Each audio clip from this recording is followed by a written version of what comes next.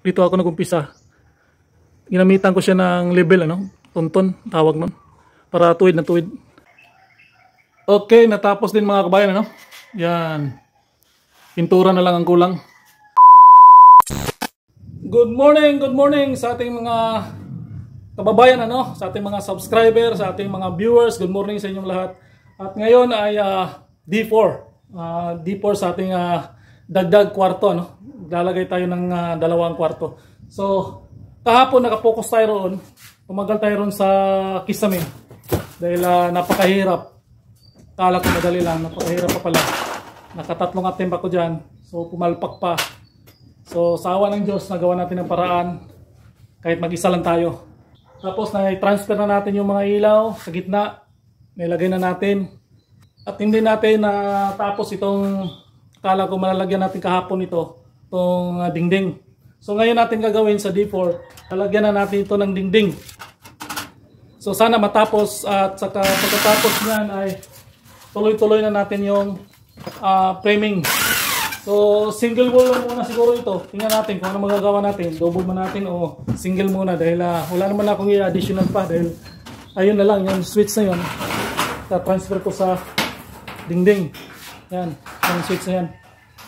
At saka yung outlet nandoon na. Sa kabila, nandoon na. So, hindi na tayo maglalagay ng outlet sa dingding. Ano? So, siguro double wall. Yung hamba, hindi pa ako nakabili. Dahil wala pa akong oras, ano? So, panghuli na natin siguro ito. Susukat na lang tayo. Tapos, tingnan natin kung anong magagawa natin ito ngayon sa D4, ano?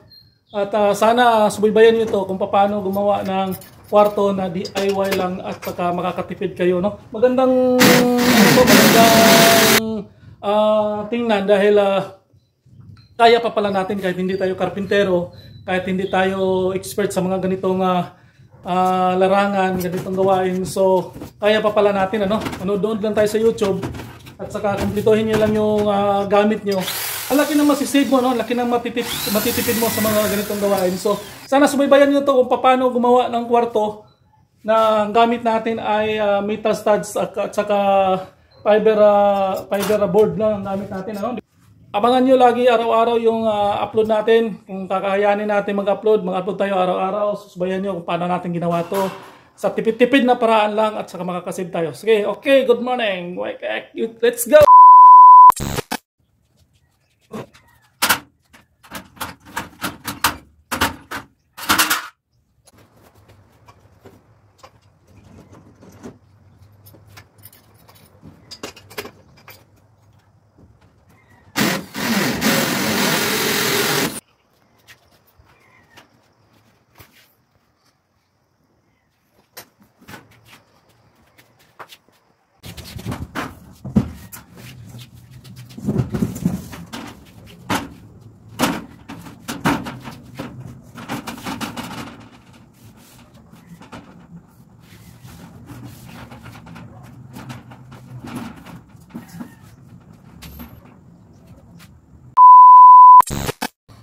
D5 tayo ngayon, ano? So malapit na matapos itong ginawa nating DIY na kwarto, ano, paupahan. So, yan. Dito, natakpan ko na rito. Dito na lang, ay hindi pa dahil hindi ko, inantay ko pa yung door jam. Pagka ngayong hapon na to, ay makukuha ko. I-recap ko lang to konti, ano, dahil baka gusto nyong gumawa ng ganitong kwarto. Kung paano ko ito ginawa sa tipid na pamamaraan. So, re-recap ko lang saglit bago ko ito tatakpan. Papakita ko sa inyo kung anong ginawa ko rito. Dahil first timer din ako. Baguhan din ako. Baka kayo nagkakakusunada kayong gumawa ng ganito. DIY lang na kwarto para makakatipid kayo. I-recap ko lang ito. O kaya panoorin nyo yung part 1, part 2 ko. Mayroon akong ginawa nito series. At saka ito na ngayon. So, ipapakita ko sa inyo yung ginamit ko at saka mga tools ko kung paano ko ito ginawa. I-recap ko lang saglit ito. Tingnan nyo mga kabayan. Okay. Okay, ang mga kakailanganin natin mga kabayan. Ito lang, ano. Grinder. Ito, makikita nyo naman. Hindi ko na siguro isa-isahin tong pangalanan. Dahil alam nyo naman siguro ito eskwala. Ito, repeater. Yan. Ito, napaka-importante napaka-importante nitong C-clamp dahil mag-isa lang kayong gumawa. Ito yung gagawin yung holder. Pag nagtakip na kayo ng dingding sa Hardiflex. Yan, importante gloves din para hindi kayo masugatan. Yan ang mga tools na kakailanganin nyo. Yan. Kita nyo naman. Ang ginamit kong materialis mga kabayan, lahat ay ginamit ko ay metal studs. Ito. Pati dito sa parang dapat nito metal trunk ba yung tawag nito. Kung walang tupi ganun. So para isang na lang, ganito na lang ginamit ko, metal studs. Tapos tinupi ko lang ganun. Tapos tsaka Hardiflex ang ginamit ko. Tapos nagumpisa ako rito. Dito ako nagumpisa. Ginamitan ko siya ng level tunton tawag nun. Para tuwid na tuwid. Tapos dito inumpisahan ko muna yung baba. Yan. Pagkatapos paano ko siya kinuha yung level sa taas doon. Ginamitan ko siya ng tunton ito. Isa ba yung tunton dito? Ito, ganito. Online pa nakakaalam dyan. Ito. Yan. Hinulugan ko siya. Hulog ang tawag nito sa iba eh. Ganoon ko talaga para ma-label. Level na level siya. Mula ron sa taas. Kinuha ko. Pababa. Yan muna ang umpisa, Yan. Tapos doon sa taas, saka ko nilagyan ng ganito. Ito. Yung vertical. Tapos ang sukat ng vertical, yung iba kasi, kaya ako hindi naglalagay ng brace. Kasi malapitan. Ang iba, isa lang dito sa gitna. Ito, isang board na to, Tapos, dito sa gitna lang sila naglalagay. 2 feet. Tapos, lalagay sila ng horizontal bracing.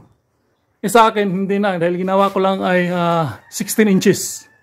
16 inches dyan, 32, hanggang maabot siya ng 4 feet. Bali, dalawa. Hindi na ako naglalagay ng brace. So, matibay na. So, kung tutusin, pare-pareho lang sila, Pare-pareho lang. Kung isa lang ilalagay mo sa gitna, tapos lagay ka ng brace. Ito naman, dalawa. Pero hindi na ako naglalagay ng brace. Tutusin, pareho lang. Pero less sa trabaho ito. Ganon din dito. Nilalagyan ko lang ng horizontal dyan pagkakapitan ng Hardiflex. So gagaya nito. Yan. Yan, tapos na yan dyan. Doon, dadagdagan ko lang. 8 feet lang naman ang haba. Dadagdagan ko na lang doon. Ganon din dito sa kabila. So, ganon Tapos tinutupi ko lang dito. Tinutupi ko lang ito dito. Pag nagpasok ako, tinutupi mo lang. Tapos pag nagbutas kayo, ang paghawak nyo ay plier. Kasi para hindi kayo masugatan. Tsaka importante dito, extension wire. Kailangan nyo rin yan. Tapos pako na yung ginamit ko rito kasi yan, pako. Yung iba, tox, depende na rin sa inyo kasi matibay kasi itong flooring na to. Binutasan ko muna.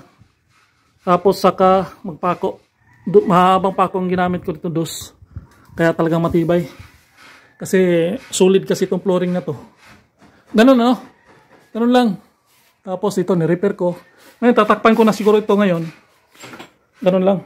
So, ganyan lang sa mga mahilig mag-DIY, mahilig gusto nyong gumawa ng ganito, nakakatipid kayo, materialis na lang gagastusin nyo. So, ito na. Tapos, 70 lang na rito, 70 lang na pintuan para sakto lang. Ito ay 10 SQM lang ito, lumampas pa ng kanon. Estimate ko lang na nasa 10 square meter. So, sakto lang talaga sa paupahan. Hindi siya maliit, hindi rin siya malaki. So, ganyan lang Tapos, proceed na tayo dito sa kabila. So, sa mga gustong gumawa ng simpleng boarding house lang o simpleng paupahan, kwarto paupahan, ay ito na. Nakakatipid. Hindi ko pa ma-estimate kung magkano gastos nito. Sa sunod na vlog siguro kung magkano nagagastos natin ito sa ganito kalaking kwarto. So, salamat salamat sa ating mga subscriber, mga viewers, salamat at saka sa mga walang sawang sumusuporta sa ating YouTube channel. So maraming salamat. Ito si Lino Boy, ang YouTuber ng bayan. Okay, peace out.